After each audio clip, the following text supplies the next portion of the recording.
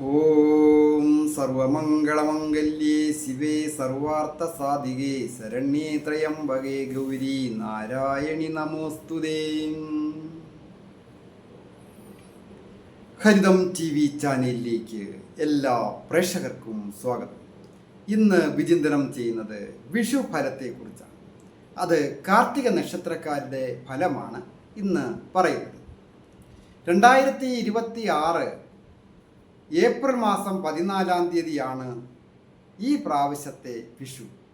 അതായത് മലയാള വർഷ കണക്കനുസരിച്ച് മീനം രാശിയിൽ ശനിയും മിഥുനം രാശിയിൽ വ്യാഴവും നിൽക്കെ കൊല്ലവർഷം 1201 ആണ്ട് മേടമാസം 1 2024 ഏപ്രിൽ 14-ാം തീയതി ചൊവ്വാഴ്ച ചതയം നക്ഷത്രത്തിൽ കൃഷ്ണപക്ഷ ദ്വാദശി തിഥിയും സുരഭികരണവും ശുഭ്രനാമ നിത്യയോഗവും ഒത്തുവന്ന ദിവസം ഭൂമി ഭൂതോദയം കൊണ്ടാണ് ഈ ആദിത്യൻ മേടം രാശിയിലേക്ക് സംക്രമിക്കുന്നത്.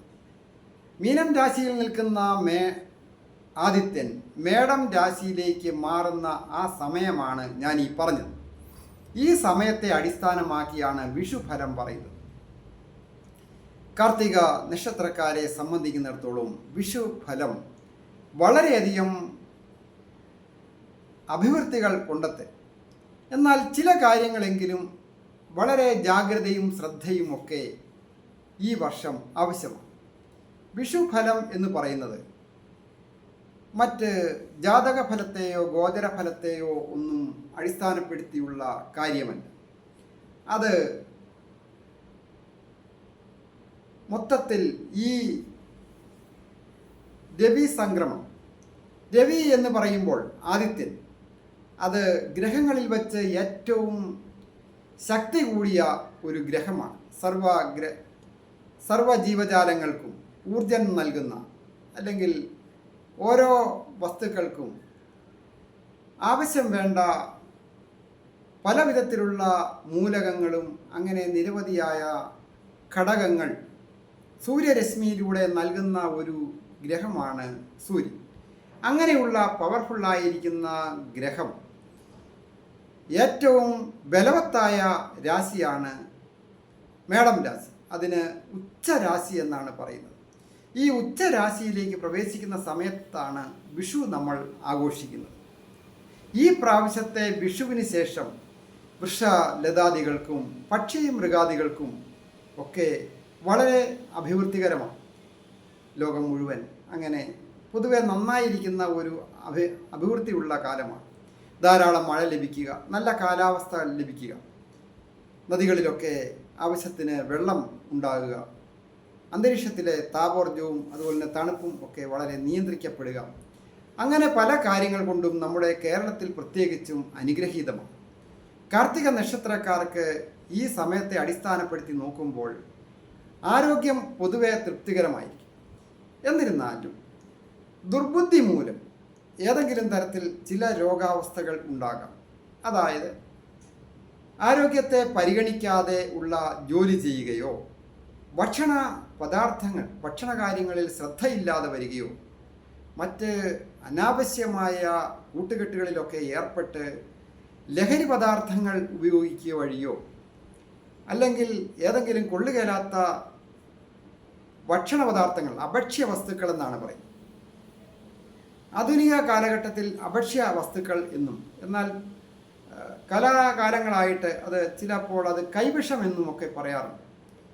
അങ്ങനെയൊക്കെയുള്ള കാര്യങ്ങൾ ഏൽക്കുവാൻ സൂചനയുള്ളതിനാൽ ഓരോ കാര്യങ്ങൾ ചെയ്യുമ്പോഴും വളരെ ജാഗ്രത വേണം.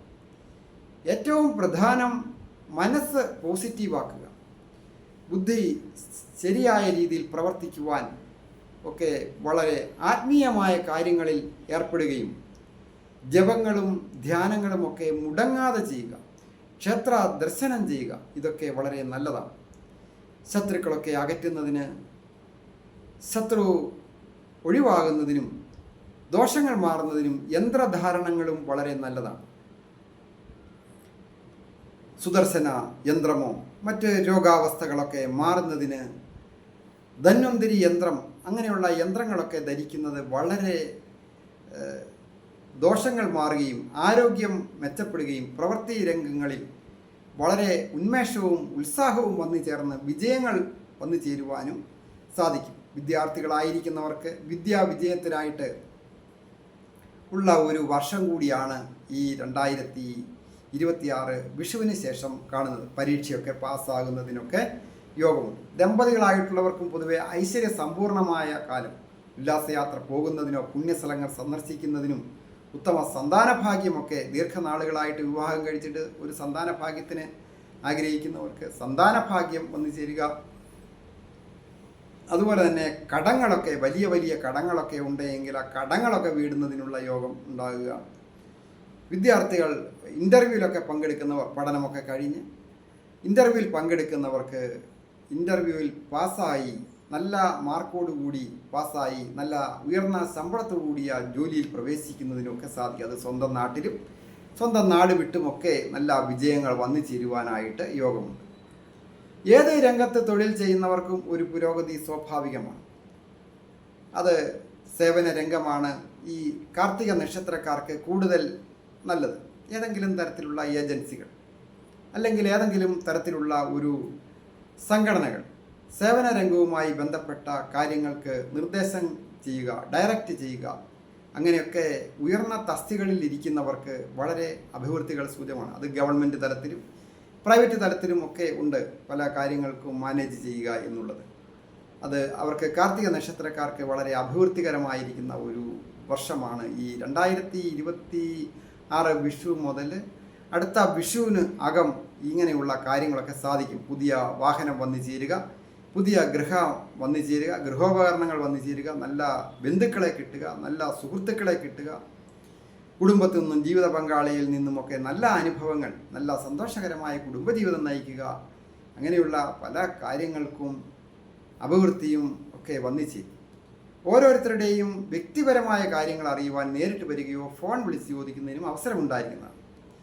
അതായത് ജാതകം നോക്കുന്നതിനും പൊരുത്തം നോക്കുന്നതിന് വിവാഹ പൊരുത്തം നോക്കുക, അല്ലെങ്കിൽ മുഹൂർത്തങ്ങൾ വീട്ടിലെ പ്രധാന കാര്യങ്ങൾക്ക് നല്ല ഒരു മുഹൂർത്തത്തിൽ ചെയ്യണം എന്നാഗ്രഹിക്കുന്നവർക്ക് മുഹൂർത്തം നോക്കുന്നതിനൊക്കെ അവസരമുണ്ട്. ഏറ്റവും പ്രധാനമായിട്ട് വളരെ ശ്രദ്ധയോടും ക്ഷമയോടും കൂടി ചെയ്താൽ നല്ല സാമ്പത്തിക അഭിവൃദ്ധിയും പൂർണ്ണ ആരോഗ്യത്തോടുകൂടി സന്തോഷകരമായ കുടുംബജീവിതം നയിക്കുവാനായിട്ട് ഈ വിഷുവിന് ശേഷം സാധിക്കും. കാർത്തിക നക്ഷത്രക്കാർക്ക് ഐശ്വര്യസമ്പൂർണവും സമ്പൽ സമൃദ്ധവുമായ വിഷു ആശംസകൾ. ഞാൻ ഹരികുമാർ, ദേവി ജ്യോതിഷാലയം, കാവുംപടി, മണർകാട്, കോട്ടയം. നിങ്ങളുടെ പ്രശ്നങ്ങൾ എന്തുമാകട്ടെ അത് കമൻറ്റ് ബോക്സിൽ രേഖപ്പെടുത്തുക. പേരും നക്ഷത്രവും കൂടെ ചേർക്കുകയും ചെയ്യുക. ഞാൻ നിങ്ങൾക്ക് വേണ്ടി പ്രാർത്ഥിക്കുന്നതാണ്. എൻ്റെ ഫോൺ നമ്പർ താഴെ ചേർത്തിട്ടുണ്ട്. എല്ലാവർക്കും നന്മ വരുവാനായിട്ട് പ്രാർത്ഥിക്കുന്നു.